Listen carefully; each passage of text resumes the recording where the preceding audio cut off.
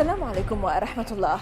هل حملات المقاطعة وسحب الاستثمارات وفرض العقوبات على إسرائيل تأتي أكلها اليوم في المملكة المتحدة ولا سيما أكاديميا في اسكتلندا؟ وماذا عن باقي القطاعات؟ مع الباحث في جامعة غلاسكو كيث هاموند المتخصص في القانون الدولي لحقوق الإنسان نرصد هذا الملف من الداخل. معكم زينب صفار، تابعوا.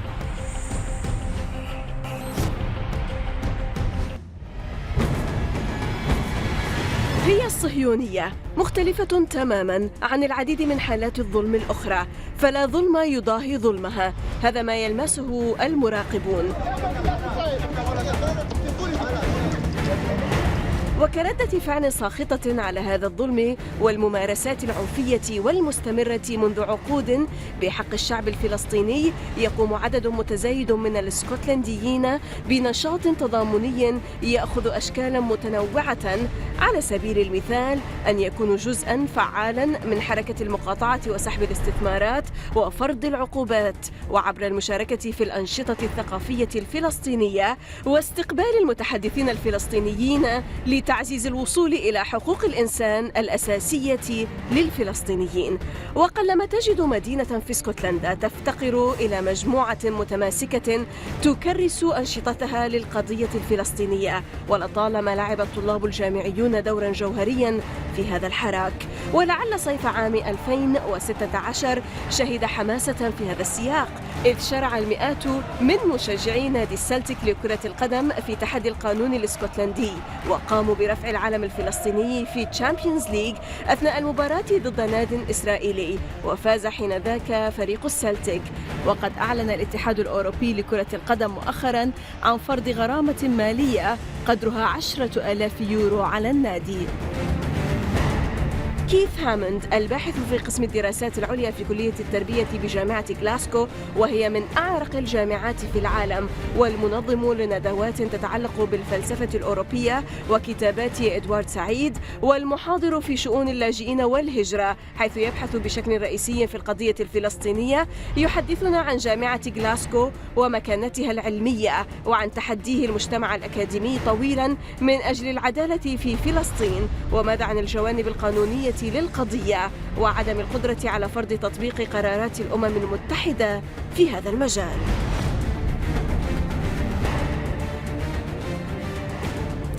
Keith Hammond, researcher at Glasgow University. Welcome to الداخل from the inside, sir. Thank you. You're most welcome, sir. Well, allow me to ask you first, before we start delving into our topic, about this fabulous university. What can you tell us about the Glasgow University? Well, it's a very old university. Briefly, if I may. Yes. Very old, briefly.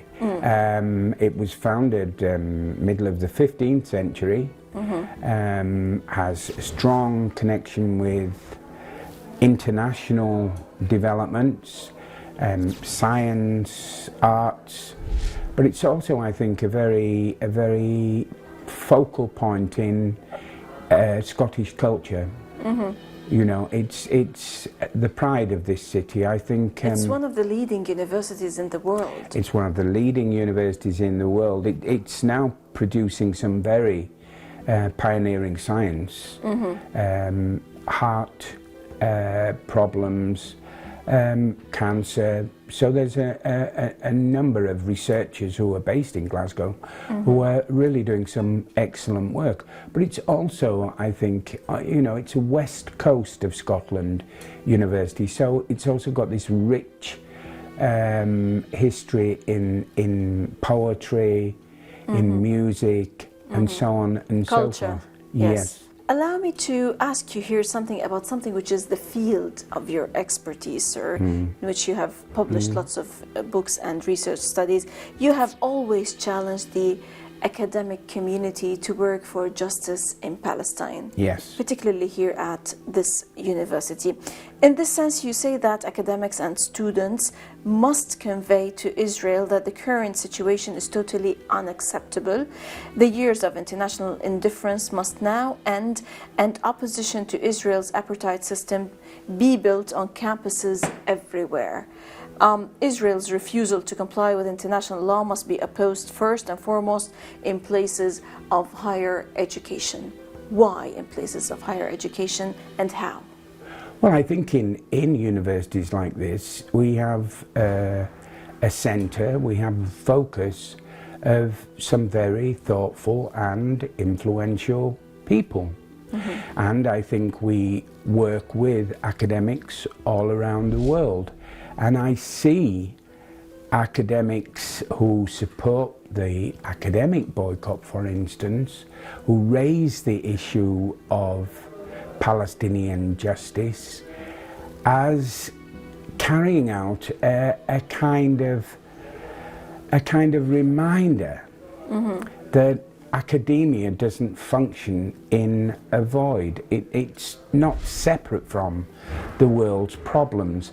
And I find it very, very unsatisfactory when, as academics, we would be working with Israeli colleagues in a conference, and we would ignore or put the problems of Israel's occupation of Palestine on one side, and we would work with our Israeli colleagues as though they were colleagues from, say, Latin America or from East Europe. Well, Israel is not just another country. Israel is occupying and has occupied the Palestinian people in a brutal way. Mm-hmm. Well, we say from 1967, but of course the ethnic cleansing of Palestine went on way before 1967. And I think it's important that we should say to our Israeli colleagues, look, we don't think this is acceptable, and we feel that you, as fellow academics, should be speaking out against this barbarity, and you should be speaking out in favor of your Palestinian colleagues. You know, many of the people who work in great universities like Berzeit or the Islamic University of Gaza cannot attend international conferences. You have a whole load of international conferences in that great city, Lebanon, and Palestinians cannot get out of Gaza. Often they cannot leave Ramallah. And often, you know, their universities are under siege. Well, we feel that, or certainly I feel that, as an academic, I should be saying to my Israeli colleagues, this is not acceptable, and you know, you should be speaking out against your own military. But sir, here, don't you think that the other sectors like the media and the religious institutions, the health cadres, and ultimately governments must act together hand in hand with the academia and try to pursue this kind of boycott, divestment and sanctions, and most importantly the governments, so to say? I see the boycott sanctions movement as a kind of communication. It says in a very significant way, because it affects trade, it affects reputations, it affects culture. It says in a very significant way that what you are doing to our brothers and sisters in Palestine is not acceptable, and therefore it's a pressure point. It's a way of putting on some sort of pressure, communicating that this is just not acceptable. I mean, so many of us in Scotland really do not know the day-to-day realities of an occupation. We don't know the real hardships that people go through. Sir, what about the legal aspect? Several interlocutors have presented the need for intercession of international law in the Palestine-Israeli conflict.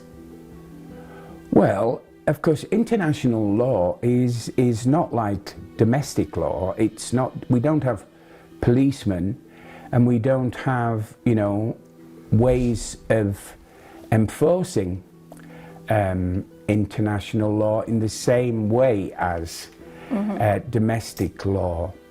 But we do have treaties which for the most part the international community treats very, very seriously. For instance, we have a complete ban on torture, but we know that Israel tortures political prisoners, Palestinians. We know, for instance, that Israel adolescents also violates the rights of the child, young people, teenagers who are incarcerated. Well, they're held on usually what's called administrative laws. True. Where they can be held for up to three months, and that there seems to be not the same burden, anything like the same burden of proof, which is at work in an ordinary charge, and I think more lawyers now are starting to speak out about these things. Are starting to... But an observer notes that, quote, the inability to force responses to UN resolutions and provide a legal context to the Israeli-Palestinian conflict is a principal reason for continuation of the decades-old conflict. The corollary is that only enforcement of UN resolutions and adherence to international law will resolve the conflict. How plausible is this? Who can impose on Israel such a thing? Well, I don't think that Israel is going to suddenly change. Israel is not going to become, you know, a law-abiding state who ceases to behave in the way that it has when it has the backing of the United States. I mean, even critique of the settlements, a complete violation of international law, being described as sneaking annexation. The terminology is very important, of course. Annexation is like confiscation. Israel, with the state support of the settlements, with all kinds of incentives that are given to residents in the settlements, and given the way that the settlements have been integrated into the Israeli infrastructure, with roads and so on, it shows how much the state of Israel endorses sneaking annexation. And even during the Oslo period, and the Oslo period was a period that didn't produce very much in reality for the Palestinians, but during the Oslo period, when people were hopeful, Israeli settlement building doubled. It doubled. Settlements were never part of the agenda. They were never discussed. These were, you know, this is something that whenever the Americans, they call on the Israelis to freeze the settlement building, they just increase the settlement building more and more, the construction of the settlement. Sir, allow us to stop now for a short break, and then after the break we're going to talk a bit more about certain polls, particularly here in the perhaps in Scotland and the UK and also in the US, vis-a-vis the BDS movement. But after the break. إذا فاصل قصير ونعود، لا تذهبوا بعيدا.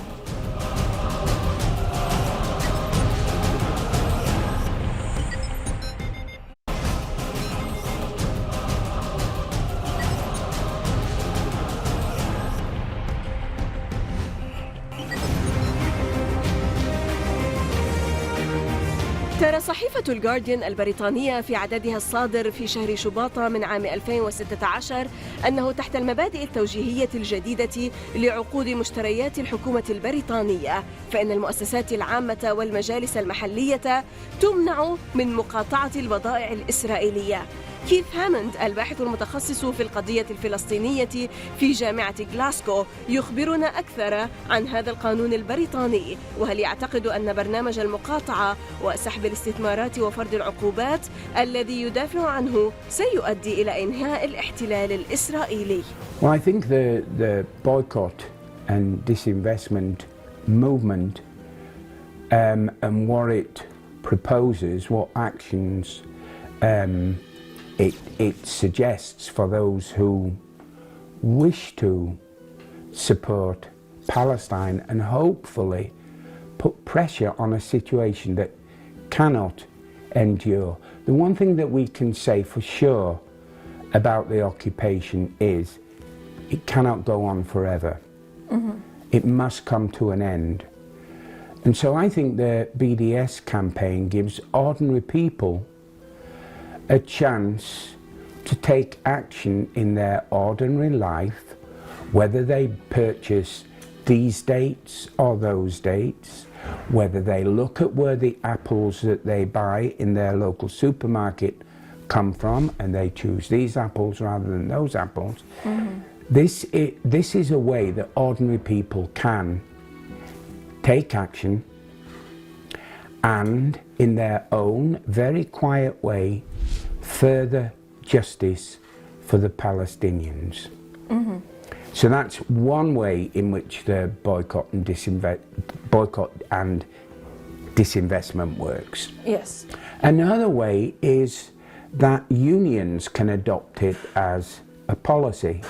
And The trade unions. the trade unions, and of course local councils or church organisations, Arts, culture. we have a great international arts festival here every year, the Edinburgh Arts Festival. And You have also signed a petition which contained a lot of celebrities and Nobel laureates back in 2014. The name that springs to mind, of course, and he's not an artist or a musician, is Stephen Hawking. I mean, this is not a thoughtless man. You also have Nigel Kennedy, the musician. Chomsky. You have Noam Chomsky. You have there's an Roger Waters from Pink Floyd also. From Pink Floyd. And I think that many of us who do support the boycott are keen to actually talk about why we support the boycott with people who maybe wouldn't support the boycott. So again, the boycott really is a way of introducing argumentation, discourse, a conversation about how we can help the Palestinians, how we can put pressure on Israel that says, look. Allow me here to talk a bit about numbers. A poll carried out by Populus last year says that there is very little support for boycotts. Only 23% believe boycotts, divestment and sanctions would make Israel more likely to negotiate a deal, and 47% think BDS would hurt both the Palestinians and the Israelis, and 43% object to Israel being singled out for boycotts. Well, I think on the second point that you mentioned, I don't think that you can hurt the Palestinians any more than continuing with this horrendous situation.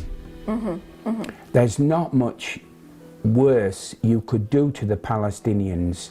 They've been denied so much. It's very difficult to imagine that they would suffer because of, or suffer more because of the boycott. And in terms of numbers, the small number that you just quoted, I think that's very significant. That's almost a quarter of the population. 1 in 4 people are saying the boycott is the right way to go, and that we should be communicating to Israel that this occupation is not acceptable. That's a lot. That's a lot. I think that people get a little bit concerned because of anti-Semitism. The Holocaust, it's always in the background, and I think people get very nervous about singling out Israel, that would claim to be the state of the Jews, in case something is unleashed that is horrible. But I myself, I really, I don't accept that argument. In this sense, sir, nevertheless, 62% of respondents in the US and 50% in the UK consider the BDS movement to be a modern form of anti-Semitism. No. I think people carry out the boycott, people subscribe to the boycott because they feel what is being done to the Palestinians is unjust. That's their reason. They do not subscribe to the boycott and disinvestment because they wish to in some way punish the Jews. I think that's a completely irrelevant and description of the situation. Fallacious argument. Yes. People hate injustice.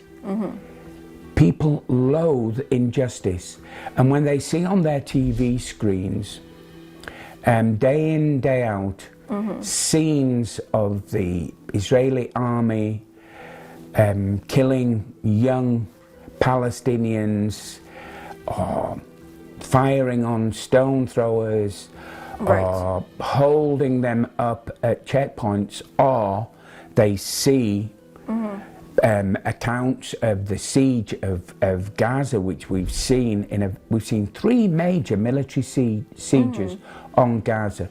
People are absolutely repulsed. Yes. People are repulsed, and they and it is that makes people consider the boycott as some kind of legitimate action that will put pressure on Israel and get them to rethink. Do you believe, sir, in the partitioning of Palestine? I do not. I think there's one Palestine. I think that Britain created a lot of the problem that we see today. And I also think the history... The Balfour Declaration. The Balfour Declaration and the way that Zionist organizations were supported as they made land purchases and as they carried out a labor campaign where Arab labor was rejected and Jewish labor was employed, and so on and so forth. Britain played a huge role in creating a dreadful situation. But I also think the Middle East, the way it was carved up into these artificial states was also a huge injustice. Right, sir. Keith Haamonde, researcher at Glasgow University. Many thanks indeed for joining us from your office here in Glasgow. Thank you. شكرا. You're most welcome, sir. إذا لقاء جديد في الأسبوع المقبل مع ضيف جديد وقضية جديدة ودائما من الداخل. للمزيد من التواصل بريدنا theinside@almayadeen.net وصفحتنا على الفيسبوك من الداخل من كل فريق عمل من الداخل من غلاسكو في اسكتلندا. السلام عليكم ورحمة الله.